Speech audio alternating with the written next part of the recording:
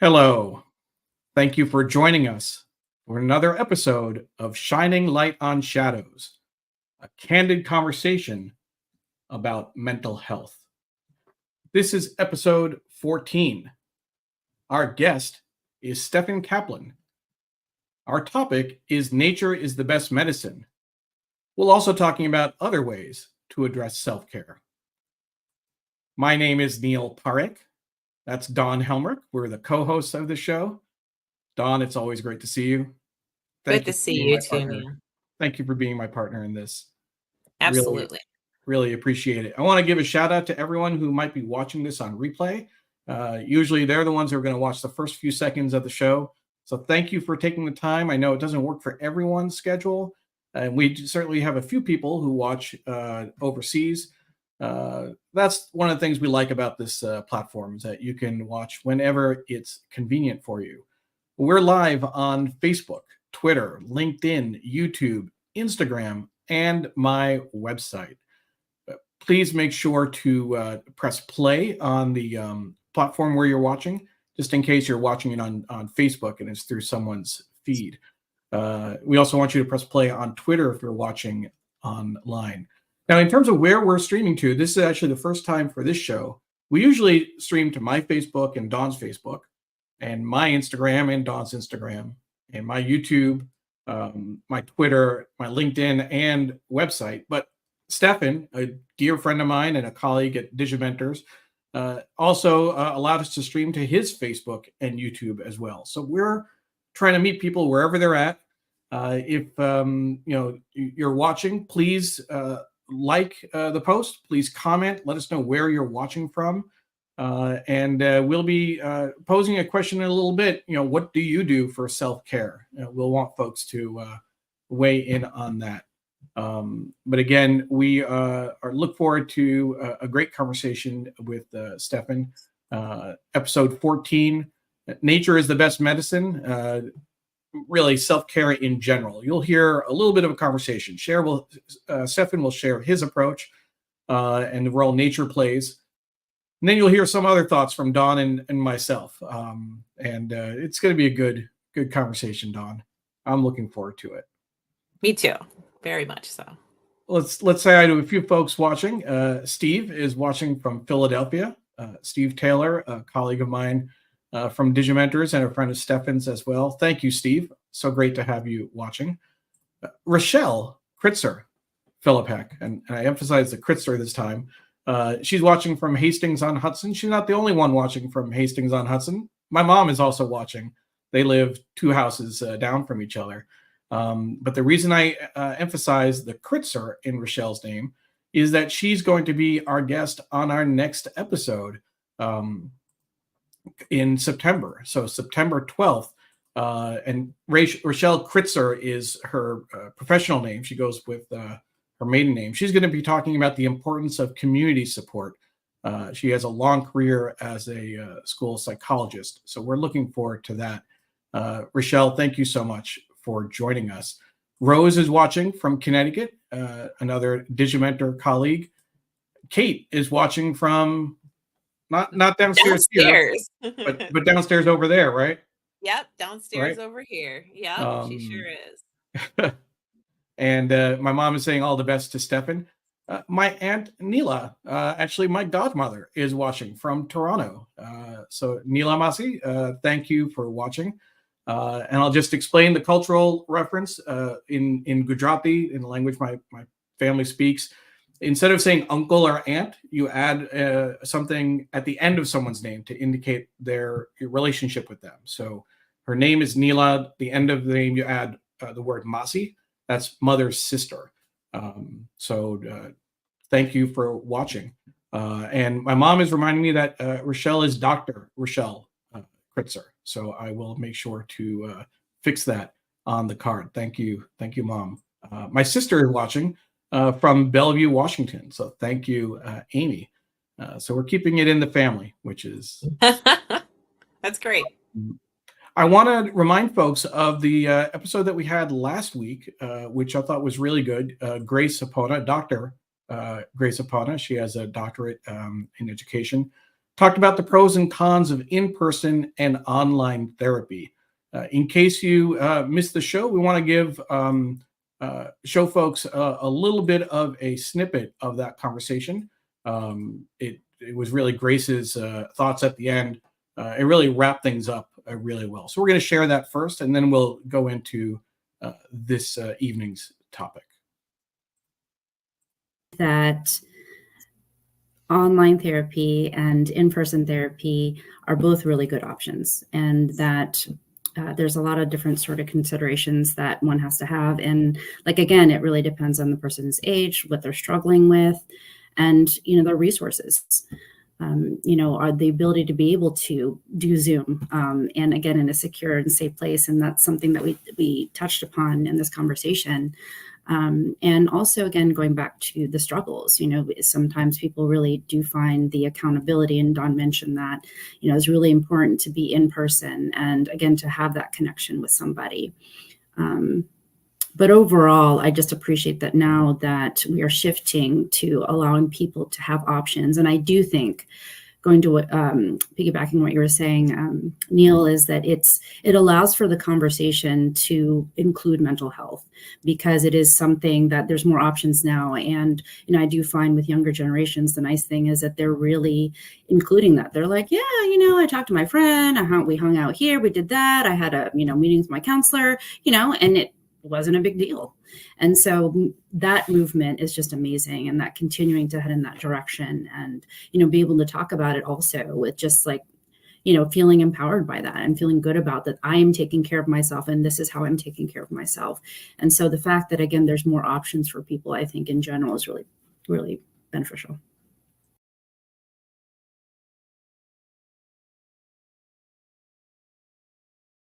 Sorry, that was Grace Hapona joining us in our last episode 2 weeks ago. We talked about the pros and cons of in-person and online therapy. And if you missed it, you can find it in our archives on my website. Feel free to go to Neil Parekh, Shining Light on Shadows, to find previous episodes and blog posts for each episode. Speaking of blog posts, we want to kick things off and share Steffen's blog post, and then bring him on to talk about what his approach is to self-care. Steffen wrote, nature photography keeps me healthy, happy, and focused. When I'm out on my walks, I let everything flow and things just develop right in front of me. I'm observing the natural environment. We're going to ask Steffen to join us and talk a little more about how nature is his approach to self-care. Steffen, thank you for joining us. Always great to see you, my friend. Hey, hi guys. It's wonderful to be here. I'm very excited about this because it's actually a foray into a different environment for me on a show such as Shining Light on Shadows, which first I'd like to take a minute to just commend you both for doing such a brave and purposeful show on helping others talk about many things, from mental stress and other problems to sexual abuse or whatever has unfortunately affected them in life. So hats off to you guys for doing this. It's a wonderful community you're building. Thank you, Steffen. And you're certainly a part of that community. You've watched a number of episodes. So we've appreciated your support. You've also done a great job, just as our other Digimentors colleagues have done, help to amplify the show and help to spread the word about it. So before we turn it over to you, do want to do a big shout out to Digimentors. We produced this show with pro bono support from Digimentors. I'm the vice president of events and communications, but I really want to hand it to Sri Srinivasan, our co-founder, and the rest of our leadership team for giving me the time, space, and resources to do this show. It's not a small endeavor. It definitely takes a lot of the resources that we cover from Digimentors, but also my time to put it together. So at Digimentors, we do digital marketing, events and digital programs, strategic communications, training, and workshops. We also help with staffing and recruiting. And if you follow any of the posts that we share, you know that we're also doing a lot of work with AI. So again, hats off and thanks again for the support that I've gotten, not just from you, Steffen, but from a number of colleagues who watch the show on a regular basis.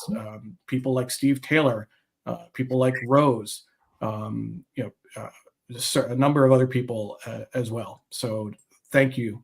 So with that, Steffen, I love seeing your photography, seeing the work you do, going into the celery preserve near where you live in Ramsey, New Jersey. Tell us a little bit about how this came about. You know, what drew you to what drew the city boy to the woods, effectively. That's an excellent intro right there. Wow. Because it's funny, you know, when I first started doing social media and other things a while back, I was trying to think of a million names to determine for a blog. And one of the things, just making a quick joke about what you said about the city boy to the burbs, is I thought of a title like that, you know, City Boy in the Burbs. And I was like, nah, that's too Martha Stewartish. That's not going to work. Anyway, you know, I've tried to figure out how to encapsulate it all and make it into a short story, because a storytelling can go too long for many people, and I don't want to be a part of that. But what I really found is that, so first, a little background. For many years, I was in journalism at the New York Times as a photo editor, and also a freelance photojournalist. To cut through all the chase, I documented the NYPD, and I did a ton of street photography for years, and I still do. But that was very stressful. That was really, really hard work and very impactful in many ways, but hard. So carry it full, you know, fast forward many years. We're in the middle of the pandemic and everything. And listen, I'm not immune to stress. I've had a lot of stress in my life at different points in my life. Early in my life, I dealt with a lot of stress from work and stuff, even suffered from mild panic attacks way back when. Thank God all that's way behind me. But the point is that I wanted to learn how to manage stress better in my life and my mental health and everything. So especially being a father and other things, it makes you better at everything that way.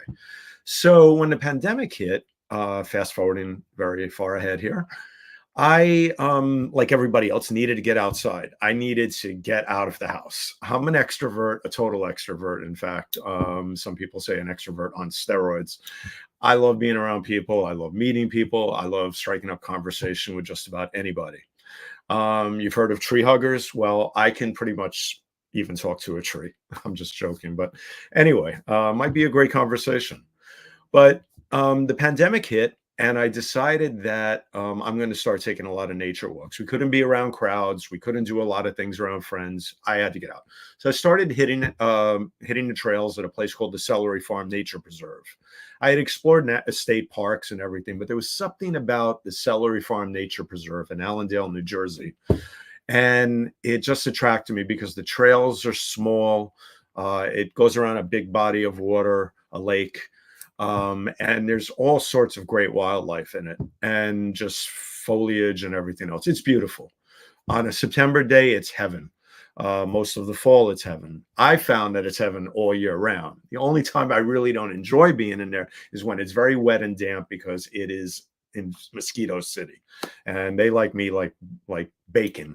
So I pretty much stay out of there during those periods. But what I found by immersing myself in nature more and more was that certain things started to happen to me. I realized I had less headaches. I suffered from migraines for many years. I still get a few here and there, but not as bad as I used to. And from TMJ and a couple of other problems that I've dealt with over the years. But I realized that my body was feeling better. My muscles were not as tight, and everything was better. Then something else started to happen. I started to realize my mental clarity was better. I was more focused. Then the biggest thing happened for me, being a creative person. My creativity just started to go to new heights. And for me, that was like, you know, the best, because I was like, I'm really feeling creative these days. And I realized it was from my mind being clearer, my body feeling better, less headaches, everything. Because when we're consumed by that stuff, it takes away from our well-being, it takes away from our creativity and what we do. So what I really decided to do was start carrying my camera a lot with me as well. And, you know, a lot of photographers go out looking for certain pictures or and doing certain things. Like when I was a photojournalist, I was out on a mission to always look for the great street photographs and everything else.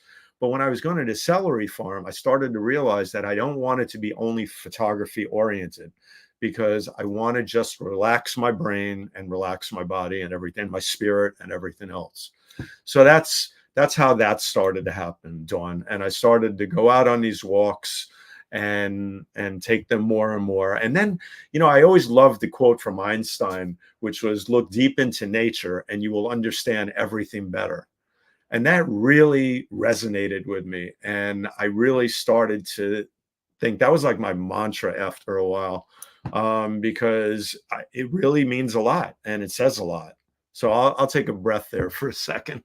Sure. Yeah, no, you know, I found it so interesting because after we had this, you know, our like prep discussion, I was doing just a ton of research, and there's like so much out there that really talks about the benefit of like taking walks and like especially like bodies of water. They were talking about, like, you know, people talk about green space, but blue space is something that was discussed a lot too. And how, and for me, like when because we talked, I'm a mosquito magnet too, and I've got lots of allergies, and like nature and I, you know, we struggle a little bit, but boy, you just give me a like a gorgeous body of water, and you know, or an ocean or anything like that, and there's just like this, literally this wave, no pun intended, of calm that will come over me when I'm near water like that. Exactly. Oh, and So I totally get it, and I totally agree with you. For many years, I'm a born and bred Greenwich Villager. Well, I shouldn't say born and bred Greenwich Villager. I was born uptown, but I lived in Greenwich Village my whole life, since I was like 3. Anyway, my point is I lived in the West Village for many years as an adult. And I was fortunate enough to have a great riverside studio on the Hudson River, on Horatio Street, overlooking the entire Hudson, that part of the Hudson. And it was great. And then when I moved out of New York, finally, right before September 11th, I had moved to Jersey City. And I lived on the waterfront right across the river from that. But my point is that I always loved living near the water, and being near the water. For years, I traveled to the Caribbean for that one reason. There's something magical about bodies of water, you know? Yeah. And I live in Milwaukee, Wisconsin. So I have the privilege of having this gorgeous lakefront, you know, that's like 15 minutes from my house, that I don't utilize enough, right? Like it's almost like being by the ocean, because the water is, you know, the body of water is vast, and you can't see anything but the horizon, and the, you know, the sunrises are beautiful, and but I don't take advantage of it as much as I should, for sure. Well, that's the thing, you know. So we had to talk about this as we were getting ready to do this show together. And one of the things we talked about was, and I'm going to bring this in early, is that everybody needs to find what's right for them, right? My therapy is nature and nature photography, and being in the middle of it now, and it does me the most good. So I found what works for me finally after all these years, and I never intend to deviate from it, because it really has helped me that much. But it's important to find what works for you. And then, you know, we had to talk about this. Nature may not work for you in certain seasons, because like you said, me and you are like bacon to mosquitoes. But the bottom line, just hang up a strip of bacon. That's me in a thing of mosquitoes. But the thing is that wintertime, for example, if you dress warm enough, winter is exhilarating in nature preserves in place, because I don't know if you've ever been in the middle of a whiteout, but as long as you're safe and you're in the middle of a safe area, it's exhilarating. I was in a whiteout about 3 years ago for the first time, And I felt like a kid. I was literally jumping up and down. I was so happy. I was like, this is so cool. And like Yeah. I couldn't see anything around me, but it was like incredible. I didn't made sure I didn't walk to the lake that was to my right. And I made sure I didn't walk to the left when Yeah. it was probably something else. I just stayed put. The wind was incredible. I was getting jerked around a bit, but it was exhilarating. So if you're prepared, or you're safe and other things, different elements can be really, really incredibly exhilarating, you know? Yeah, that's interesting that you say that because I've been to Alaska once. Mhm, My brother got married there on 11/11/11 mhm. and in a little town called Talkeetna. Okay. And Hmm. there was a major whiteout in this little town of Talkeetna. And I just remember standing in the middle of this street Right, and it was so quiet. It was right, unbelievably quiet and right. so beautiful and so zen-like. Mhm, It was like an out of body experience for me. mhm. And like I hate winter, I hate snow. Most calming, most beautiful atmosphere I've ever been in my entire life. And I've Absolutely. been to Hawaii multiple times, but that whiteout in Talkeetna, Alaska was by and far the most spectacular thing I've ever experienced. Yeah, So you yeah, I know, totally hear you. when you start to experience these things, they stay with you for a long time, and that's one of the things. I'll segue right now quickly into photography and how I really started to realize what a benefit nature, not just nature, but photography was important. So, like we said, everybody meditates different. Well, we didn't say this yet. We said everybody needs to find what works for them. Segue into this part. Well, everybody needs to find what works for them, including maybe a form of meditation. So, being a street photographer, I captured this photo one day, and this young lady was in the middle of Times Square. And I worked in the middle of Times Square for 20 years. It's crazy. It's insane every day. But this young lady was meditating in the middle of Times Square. I always kept this photo. I always loved it.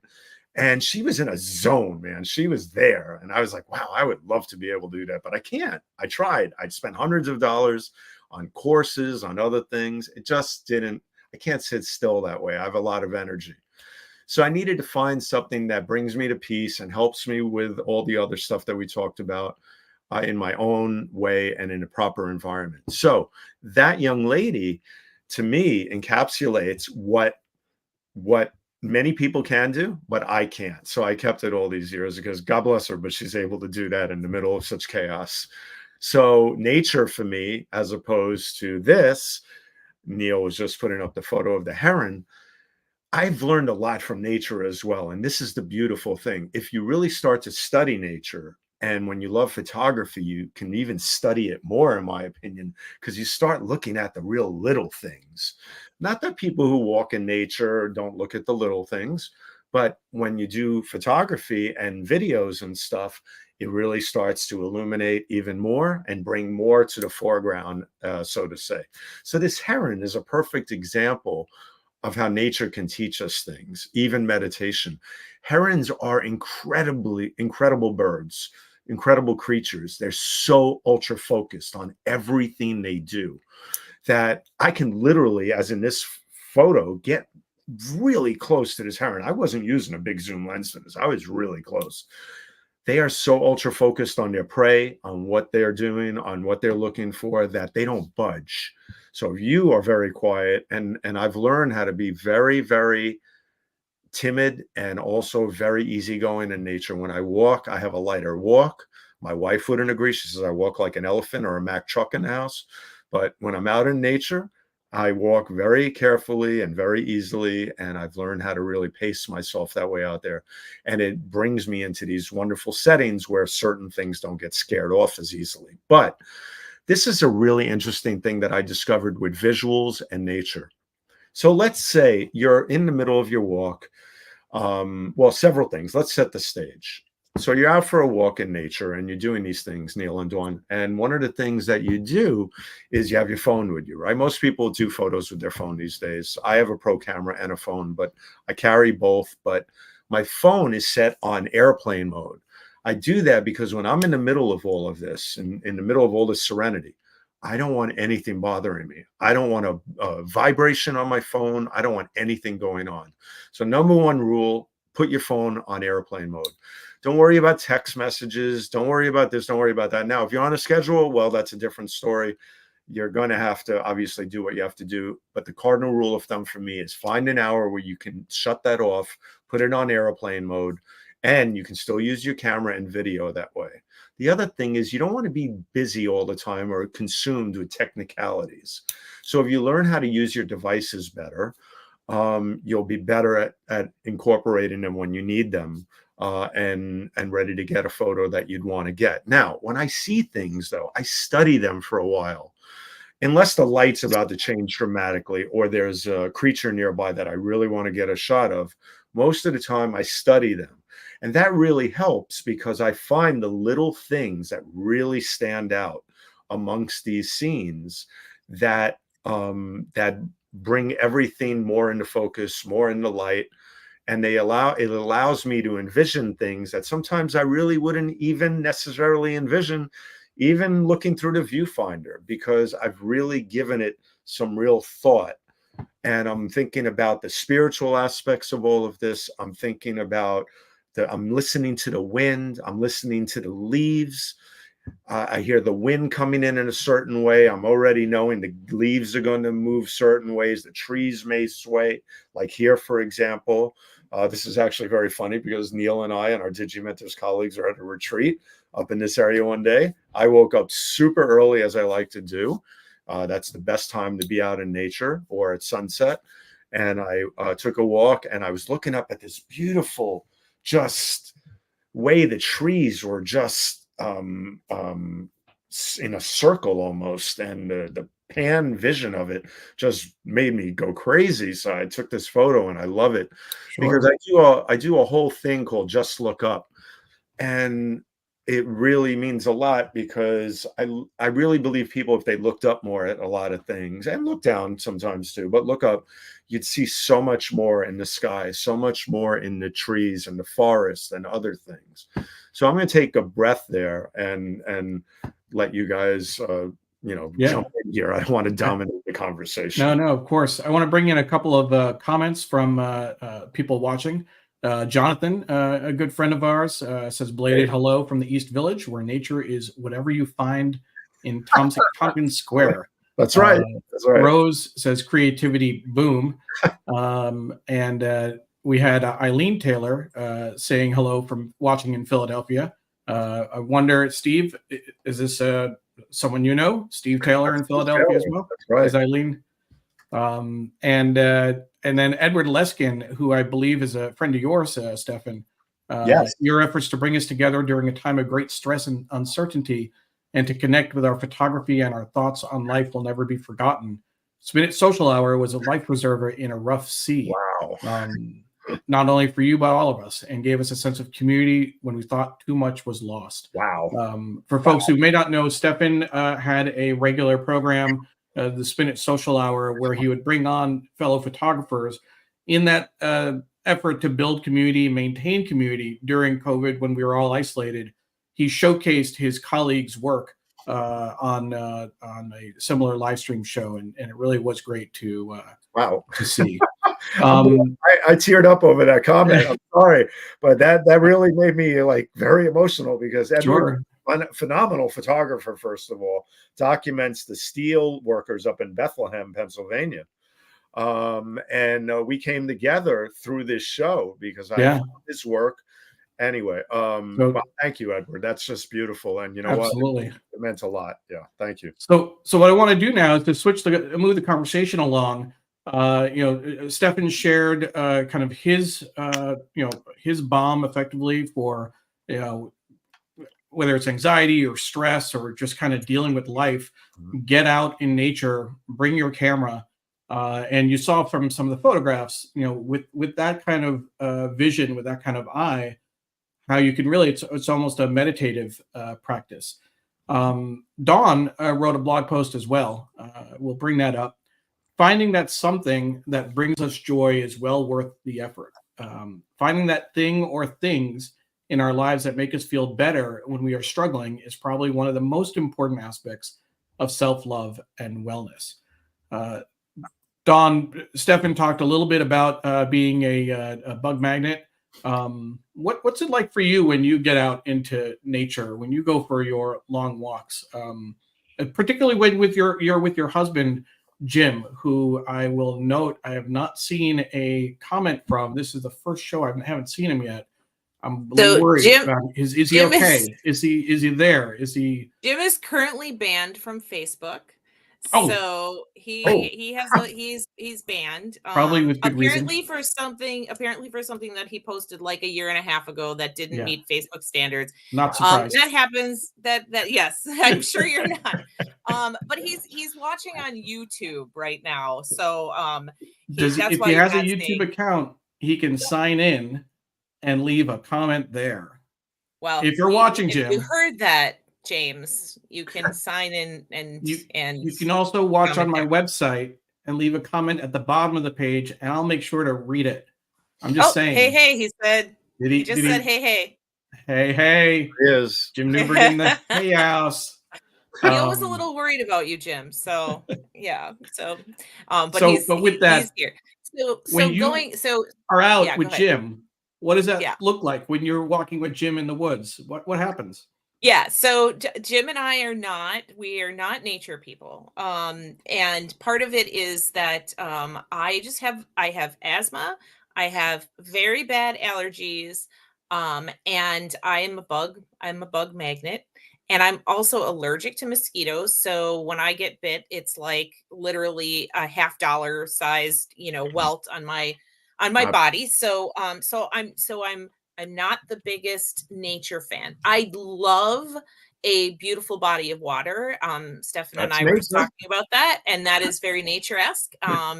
And Jim and I we went to Lake Geneva for our honeymoon. We took a lovely walk around the lake in Lake Geneva. So it's not that I never get out and take walks, and I do love nature. It's just nature doesn't love me as much. I do want to pose this question. I think you posed it on the screen, Neil, but I'd be really interested in hearing. Yes, and the sun is very mean to Jim. So Jim is he's a ginger by nature, and if he's out in the sun for 5 minutes, he will burn to a crisp immediately. It's almost like he's allergic to the sun. So it's just not very good for us. But my question that I wanted to pose that Neil put up earlier is, what are some things that you all do for self-care? Because my blog was really about the thing that so I grew up in musical theater, and I love singing, and some people say that I'm pretty good at it. But after I was raped, I lost that. I lost that love, that ability to be, in theater, and I didn't do it for years and years and years. And 3 years ago, Jim bought me a karaoke machine for Christmas. And I know he has very big regrets for buying that now, but every single week, at least once a week, we pull out that karaoke machine and we sing. And it's my stress reliever. It doesn't matter. If my week is horrible, that's the thing that I look forward to. It brings me joy. It brings me comfort. There are, music for me is really powerful. And I, on days when, we call it sad. Well, we call it sad music, but we call it more than that. But when you're feeling really down or depressed, sometimes singing a really depressingly sad song is the best medicine in the world. It makes you not feel lonely. It, it brings me to a place where, I can contemplate, or it brings me to tears. And sometimes that's a really good release too, that I need. So that whole idea of singing to me is my self-care. It's what I do to make me feel more whole. I think that's important. You know, it's part of that larger conversation. And if you see the ticker across the bottom, what do you do for self-care? For the folks watching, we'd be curious to see what your answers are, because I think this, at the end of the day, the goal, the kind of the focus of the conversation is that you need to do what's right for you, what what works, and you need to yourself, kind of what you will respond to.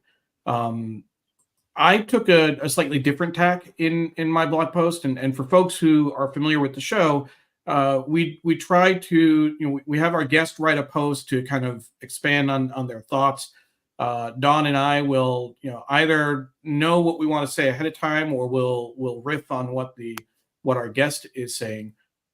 So for my post, the title was "Nature Walks Are Good, but is it the right place to start with self-care?" I think, and what I wrote, I get overwhelmed thinking about the possibilities. Self-care is absolutely important, but where do I start? Not knowing where to start leads to paralysis, and frankly, not starting anywhere. And what I will say, kind of in that regard, Steffen, is that when I wrote the post, I was actually not in a great place as I was writing, thinking about all the things that I should be doing. Now, getting out for walks is good, and our Digimentors colleagues, some of whom are watching, know that in our WhatsApp group we actually have a hashtag "Get Neil Outside," because I spend a lot of my time. I remember, it's been in the house and in at this seat. I did actually get outside today. I made it a point. I had a time in my schedule. I went for a nice walk with Pam in the neighborhood. But in my post, I really struggled with what I feel like is a long list of things that I need to be doing, whether it's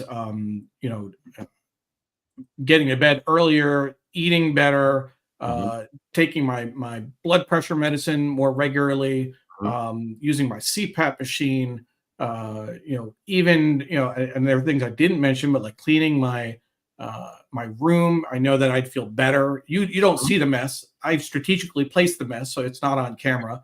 We all right. I mean, that's part of what we do, but it even goes so far as to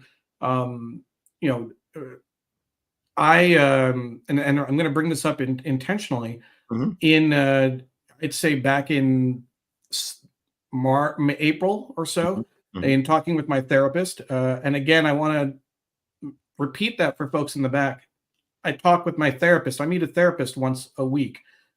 Before starting the show, I never would have said those words out loud. I never would have revealed to anyone that I was in therapy. But in talking to my therapist, came up with, should we look into the possibility of ADHD, adult ADHD? I reached out to a place to get some testing done. I'm on the list. I have a long form that I have to fill out to be able to get into their process. Still haven't filled that out. But the reason I bring it up is that in my conversation with her this week, I shared my blog post with her, and she said that those were classic signs for adult ADHD. When you get, that kind of overwhelmed by that list of things to do when you can't activate. And that definitely gave me pause. So it's really, it kind of brought up a lot of issues for me. But again, I did get outside today. We did go for a walk, and it certainly was helpful. But it's hard to know where to start, what to do. That's one of the things that, listening to both of you talk about different parts of how you deal with stress, or trying to come to grips with certain things, like would nature walks benefit me, excuse me, and stuff like that. Is that, trust me, it didn't happen to me like overnight either. It just slowly dawned upon me that I started to discover. Dawned upon me. Yes, there you go. I'm a master of puns without even knowing it. Trust me. I'm sure it's the first time you've heard that, Dawn. I'm sure it's the first time. The very first. Yes, the very first. Way back to vaudeville days almost, right? Not saying you're that old, Dawn. I'm not saying. I am. No, you're not. But the thing is that it didn't, you know, it evolved, and everything evolves. But the one thing that I realized, talking about what you were just hitting on, Neil, about how things can consume you because we all have so much to juggle these days. That is the number one thing that most of us have to come to grips with, is how much we all have to juggle these days with digital, with our phones going off all the time. So all these things, that was me to up, you know, to the 10th power, you know? Sure. And Sure. I didn't want that in my life anymore. I just came to a point that between the migraines, between this, between that, I had to start doing something. Luckily, it walked right into my life. Pardon the pun there about walking into my life. But like I said, I'm a master of them without knowing. But I started doing these nature walks because of the pandemic. I'm not saying everything has a silver lining, but for me, the what happened to us during the pandemic became a secret silver lining for me, because it got me into something that I probably would never have gotten into that way. Sure. Sure. And you know, the one thing I want to say is that a lot of this always made me look at life and start thinking about things in terms of, and I'm really tie this together here. I do a lot of work around people who work on the topic of purpose in life. At Emory University, there's a big purpose project and initiative going on. And I work with the Center for Study of Human Health there. And purpose is really defined by several things. So Dr. Christine Whalen, who's a good friend of mine and also teaches this topic there, always says it's about using our gifts in combination with our values to make a difference in society or in someone's life or the lives of others. So one of the things that I love about incorporating nature and photography into the whole purpose thing is that I also find purpose in sharing my photos. And this may sound hokey to some people, but I'm not a hokey guy that way. I'm serious. I bring these photos online, and I bring my teachings of all of this online, and it's really helping people. I've lectured at Emory about this to classes of students. I've given walks. Emory is great because they have a nature preserve, of all places for me to end up working with. They have a nature preserve on campus, a big one. Great. And it's like 4 times the size of the celery farm. So I was in heaven when I discovered this. Sure. So I started leading some nature walks with students and faculty and things like that. And I really realized one day when a professor there said to me, you know, he came on my walk and he was like, wow, I really love the what you're talking about and what you're digging into here. And he started doing it, and he says, you're onto something here, and it's really great, you know? That's great. That's great. I want to bring in some comments, Steffen, some great comments from folks. And a clarification on an earlier comment.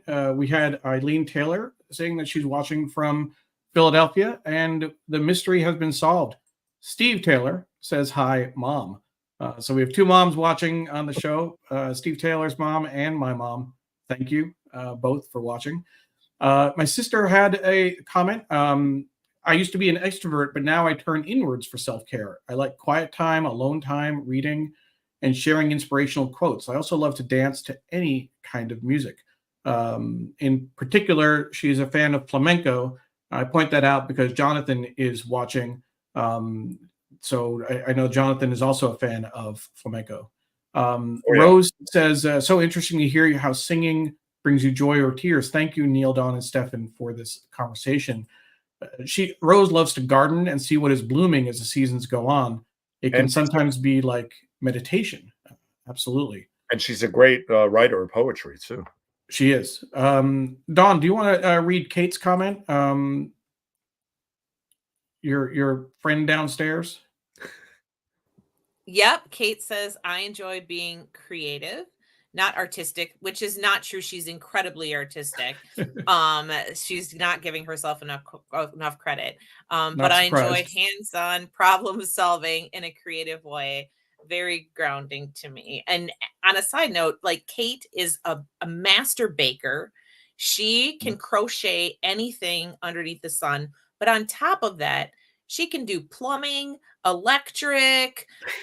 She can paint your ceiling. Like, she's unbelievable. She can do she's a very, very handy person on top of her. Over to my house, please. That's right. Convenient when she's your landlady.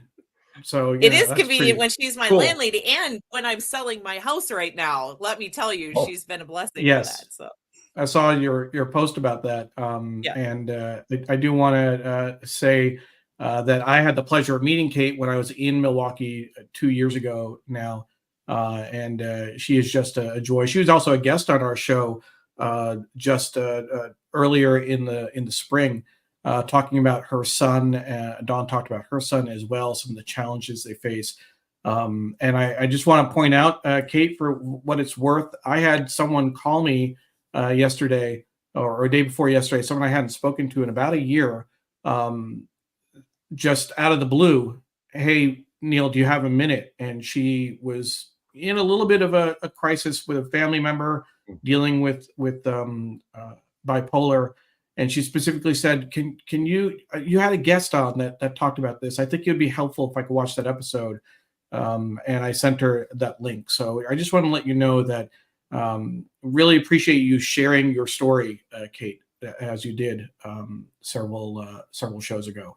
It definitely made a difference for folks. Neil, please, Stefan. No, I just want, before I forget, I just want to tie in a couple of more things, if I may, and they're really important. So one of the things that I also latched onto with the whole nature thing is that years ago, the Japanese were doing studies on stress and problems in society they had with suicide and many other things, brought itself into this during the tech boom and other things.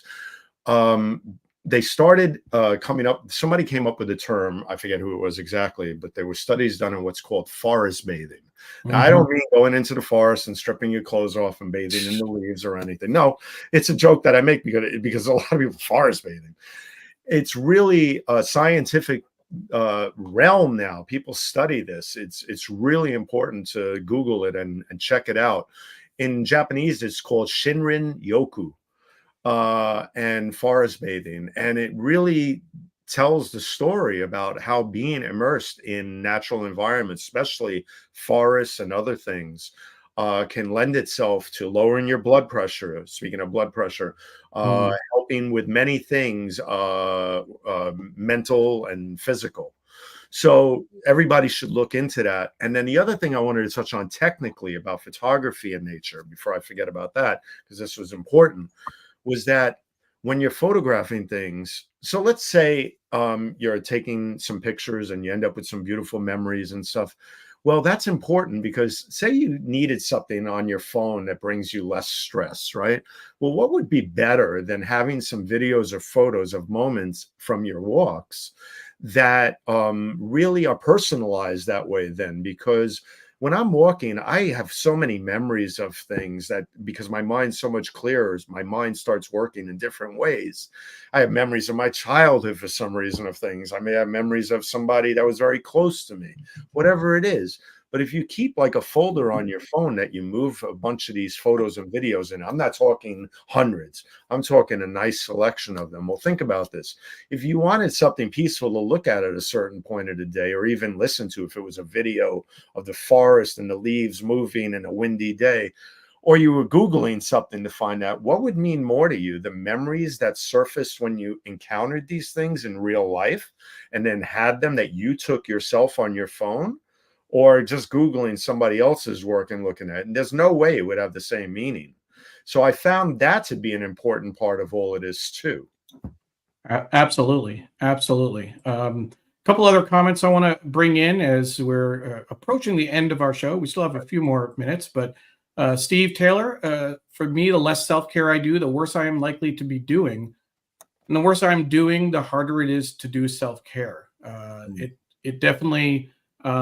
Steve, that really speaks to me, and he goes on to say breaking that circle is a challenge. I couldn't empathize more, Steve. I certainly hear what you're saying with that.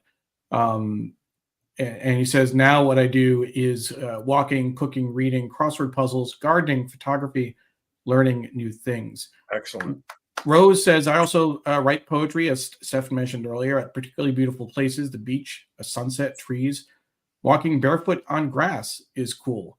That's great, Rose. Just I once stepped on a bee when I was walking barefoot when I was 6 years old, and I still remember it. And just be careful out there.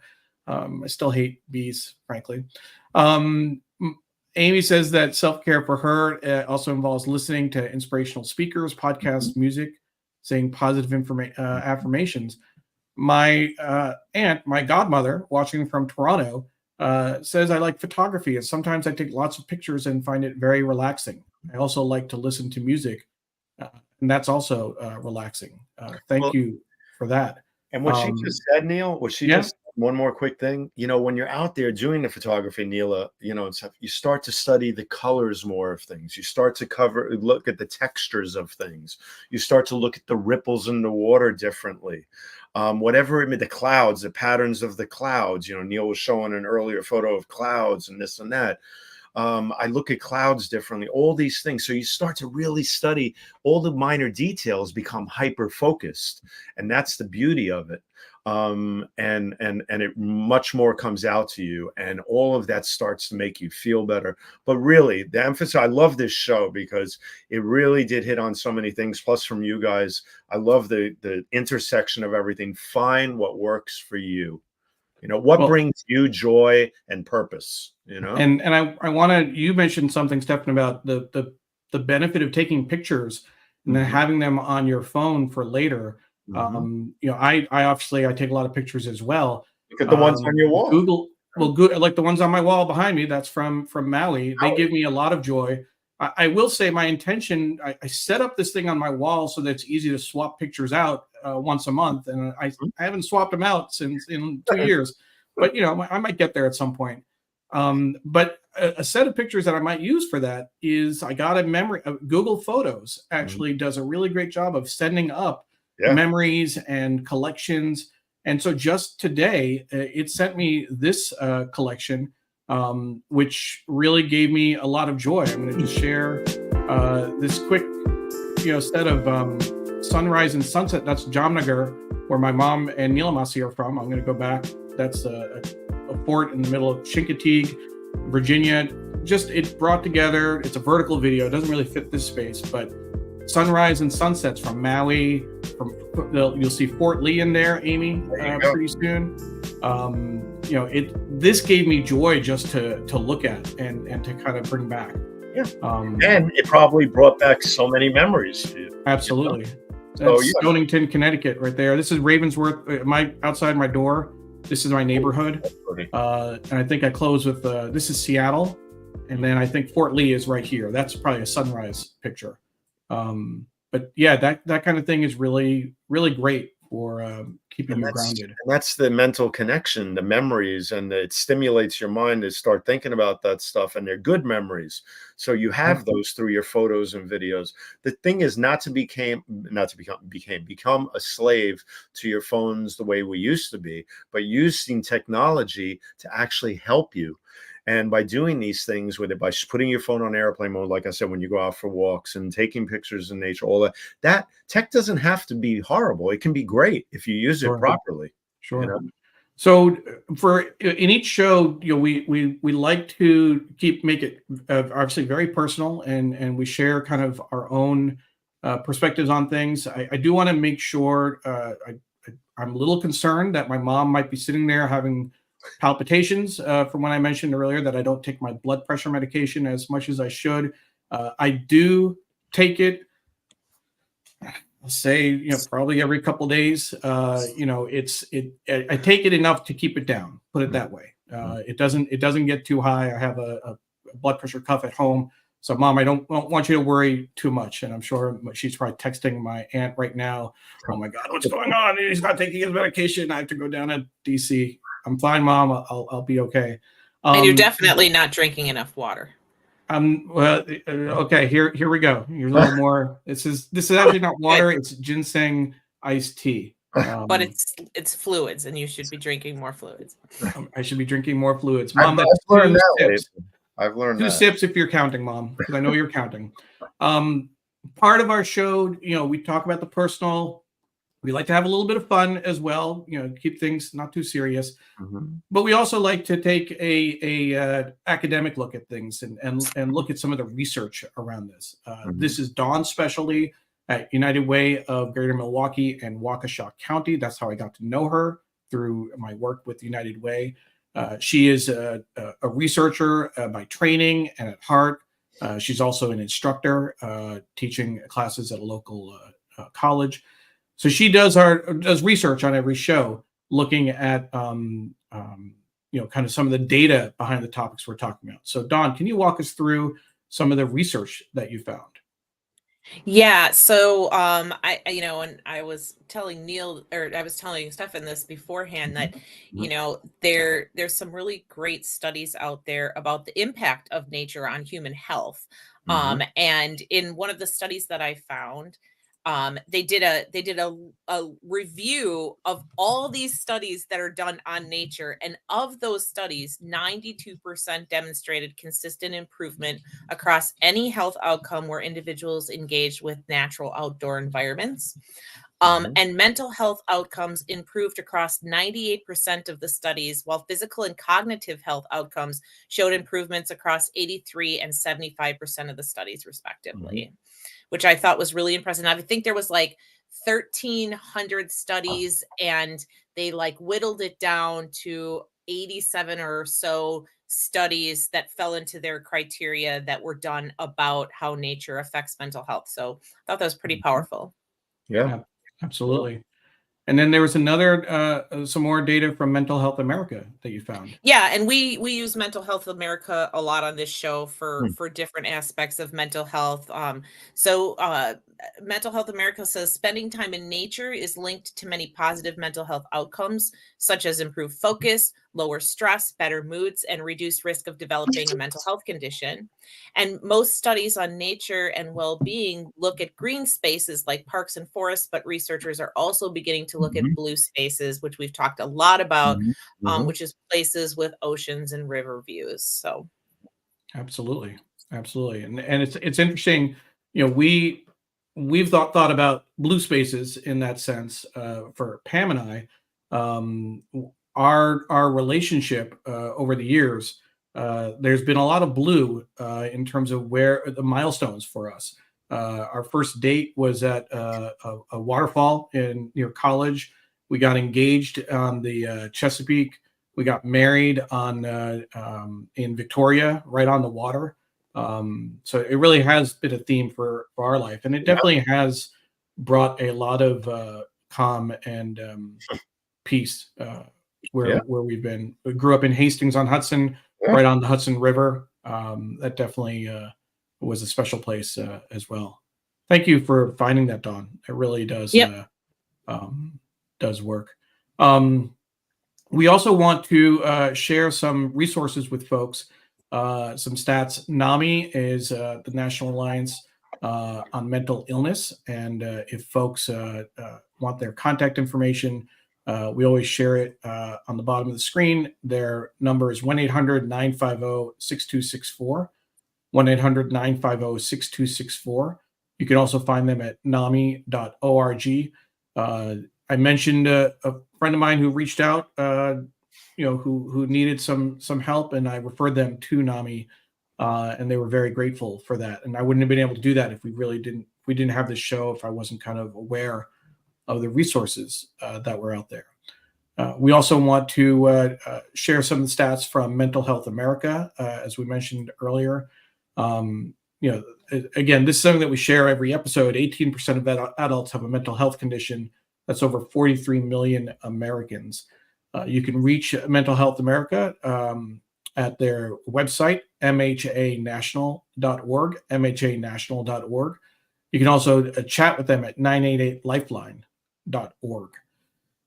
Dawn mentioned earlier about being a survivor of being raped earlier. I think this is now 20 plus 25 years ago, 30 even, Dawn? 30, it'll be 31. 31 years. Yep. Dawn and I are both survivors. We've talked about it on this show and other shows, but we always share this data point from RAINN, the Rape, Abuse, and Incest National Network. Every 68 seconds, an American is sexually assaulted. You can find their information at rain.org, RAINN.org. They also have a hotline, 800-656-HOPE, 800-656-HOPE. It's something that is, just part of who we are and kind of what our makeup is. It doesn't necessarily explain everything.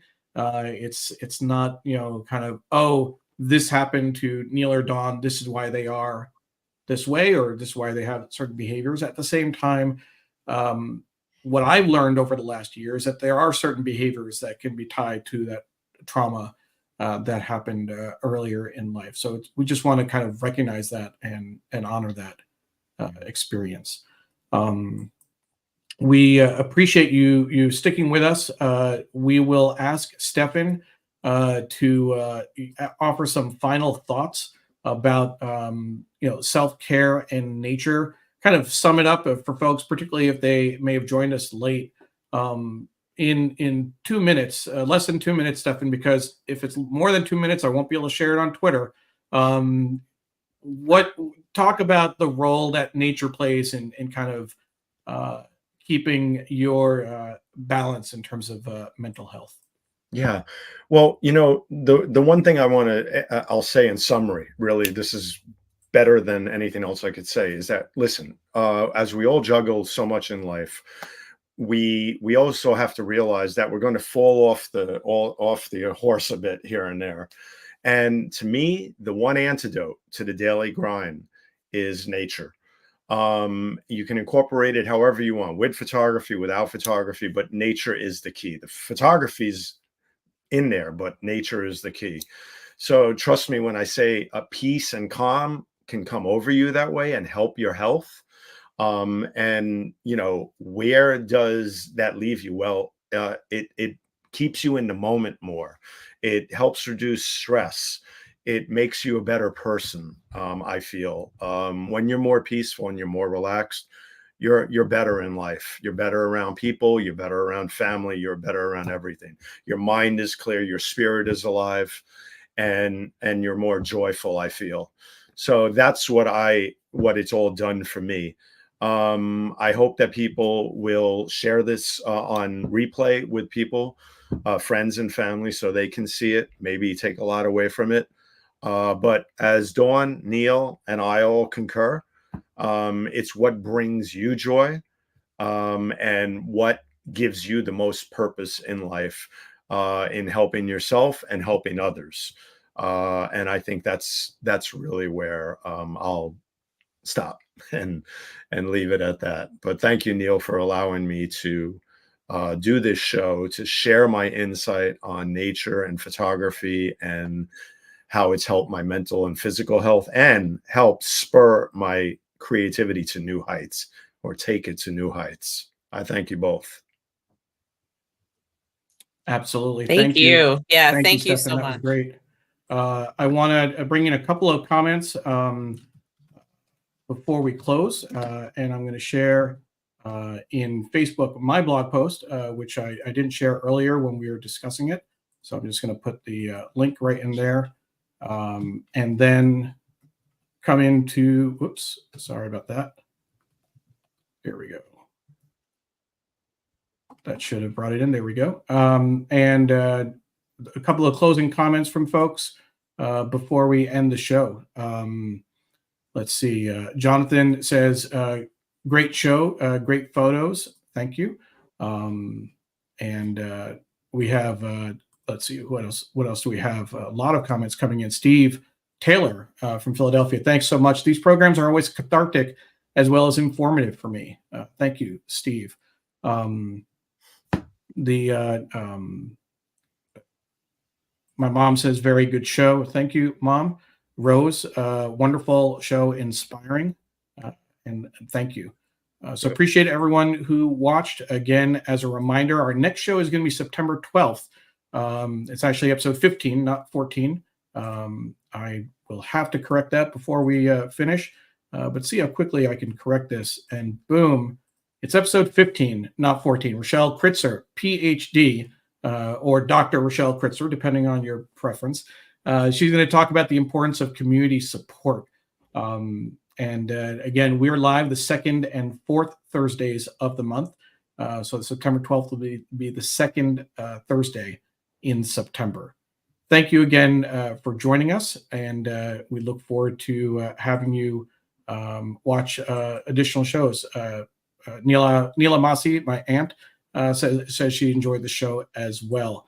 I will also put into the comments a link to our Facebook group. We have a closed Facebook group for this show. For folks who have watched the show, who have connected with us, we encourage you to join us and keep the conversation going. So here is the link to our Facebook group, and you'll see that at the bottom as the last comment. So join the group, keep the conversation going, and again, we'll see you on our next show, September 12th. Thanks, everyone. Bye-bye. Bye-bye. Bye-bye. Bye.